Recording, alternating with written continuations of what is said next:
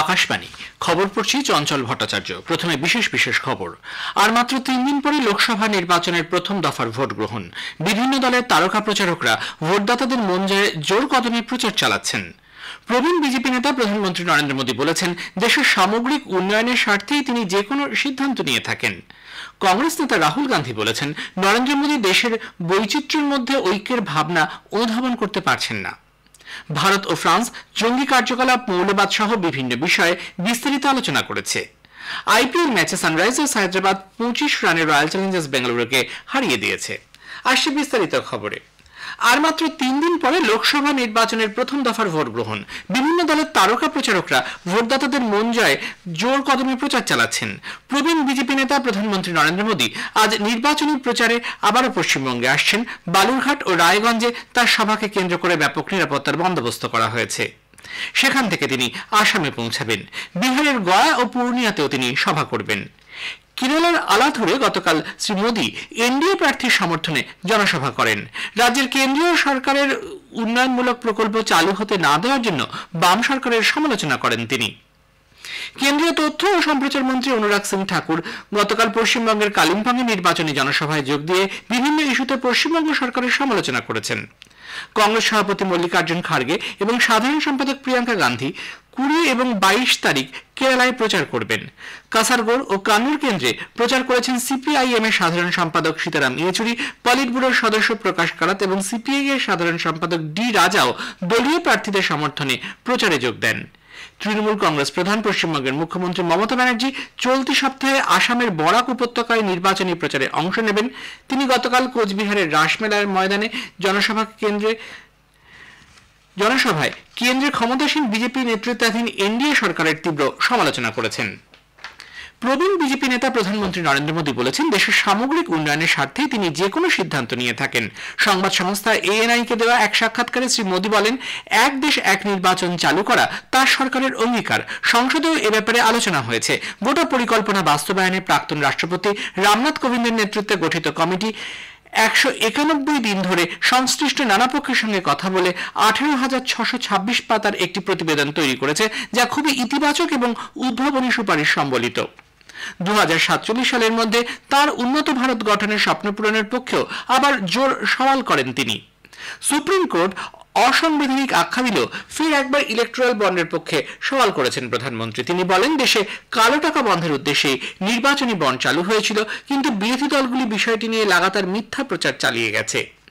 কেন্দ্রের ক্ষমতাসীন বিজেপি সরকারের বিরুদ্ধে ইডি, সিবিআই এর মতো কেন্দ্রীয় এজেন্সিকে অপব্যবহার করা হচ্ছে। বিরোধীদের এই অভিযোগের মধ্যে প্রধানমন্ত্রী তা নস্যাৎ করে দিয়ে বলেছেন, নির্বাচনের পরাজয় আসন্ন জেনেই তারা এই ধরনের দাবি করছেন। এদিকে কংগ্রেস প্রধানমন্ত্রীর এই সাক্ষাৎকারের কড়া সমালোচনা করেছে। দলের সাধারণ সম্পাদক জয়রাম রমেশ সামাজিক মাধ্যমে এক বার্তায় বলেছেন, প্রধানমন্ত্রী মুদ্রাস্ফীতি, কৃষকদের সমস্যা এবং বেকারিত্বের মতো বিষয়গুলো নিয়ে কিছু বলেন না। তার 1 ঘন্টার সাক্ষাৎকারে শিক্ষা, কর্মসংস্থান এবং মহিলাদের নিরাপত্তা নিয়েও তিনি কোনো কথা বলেননি। অন্যদিকে কেরালার ওয়েনারে কংগ্রেস নেতা রাহুল গান্ধী গতকাল এক জনসভায় অংশ নেন। তিনি বলেন, আমাদের সংবিধান দেশের বিভিন্ন ভাষা ও বিভিন্ন জাতির মানুষকে শান্তিপূর্ণভাবে বাঁচার সুরক্ষা দেয়, কিন্তু প্রধানমন্ত্রী নরেন্দ্র মোদী দেশের বৈচিত্র্যের মধ্যে ঐক্যের ভাবনাটিকে অনুধাবন করতে পারেন না।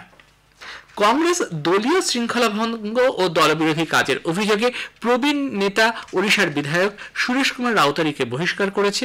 এআইসিসির সাধারণ সম্পাদক কেসি বেণুগোপাল এক বিবৃতিতে বলেছেন, 6 বছরের জন্য রাউতারিকে দল থেকে বহিষ্কার করা হলো। পশ্চিমবঙ্গের মুখ্যমন্ত্রী মমতা ব্যানার্জি সহ দলের নেতা নেত্রীরা লোকসভা নির্বাচনের আগে ভয় দেখিয়ে ভোটারদের প্রভাবিত করার চেষ্টা চালাচ্ছেন বলে অভিযোগ তুলে বিজেপি নির্বাচন কমিশনের দ্বারস্থ হয়েছে। তরুণ চুগ, সুধাংশু ত্রিবেদী এবং অন্যান্যদের নিয়ে বিজেপির এক প্রতিনিধি দল নতুন দিল্লিতে কমিশনের আধিকারিকদের সঙ্গে সাক্ষাৎ করেন। পরে সাংবাদিকদের সামনে শ্রী চুগ অভিযোগ করেন, তৃণমূল কংগ্রেস পশ্চিমবঙ্গের রাজনৈতিক পরিস্থিতি নষ্ট করার চেষ্টা করছে। ভোটারদের নিরাপত্তা সুনিশ্চিত করতে এবং ভয়মুক্ত পরিবেশে ভোটদান প্রক্রিয়াকে সম্পন্ন করার জন্য কমিশনকে পদক্ষেপ নেওয়ার অনুরোধ জানান তারা।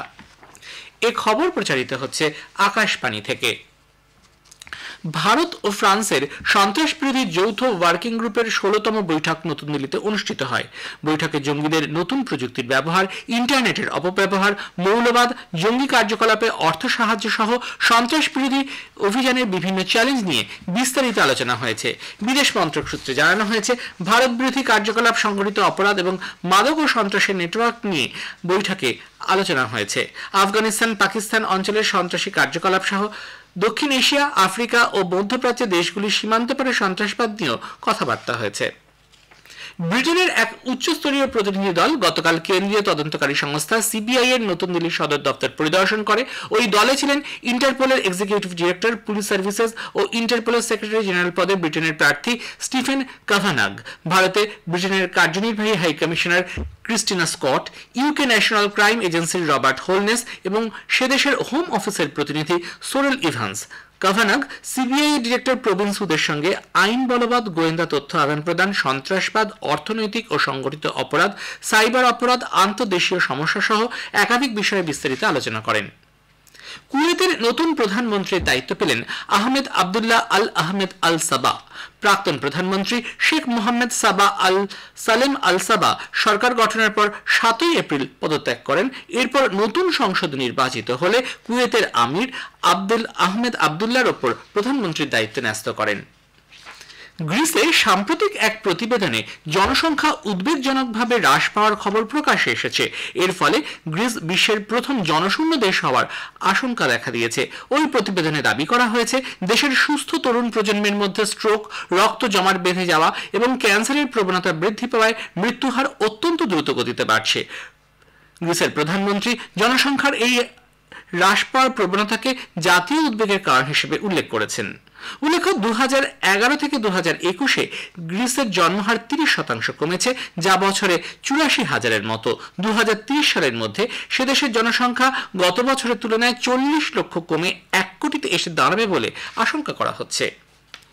ঢাকায় ভারতীয় দূতাবাস, ইন্দিরা গান্ধী কালচারাল সেন্টার, রবীন্দ্রনাথ এবং ভিক্টোরিয়া ওকাম্পো স্মরণে ছায়ানট প্রেক্ষাগৃহে এক সাংস্কৃতিক অনুষ্ঠানের আয়োজন করে। অনুষ্ঠানে কবিতা, গান ও নৃত্যের মাধ্যমে আর্জেন্টিনার স্প্যানিশ লেখিকা ভিক্টোরিয়ার রবীন্দ্রনাথের প্রিয় বিজয়াকে নিয়ে আলোচনা করেন রবীন্দ্র বিশেষজ্ঞ ব্রিটেনের ডক্টর আনন্দ গুপ্ত।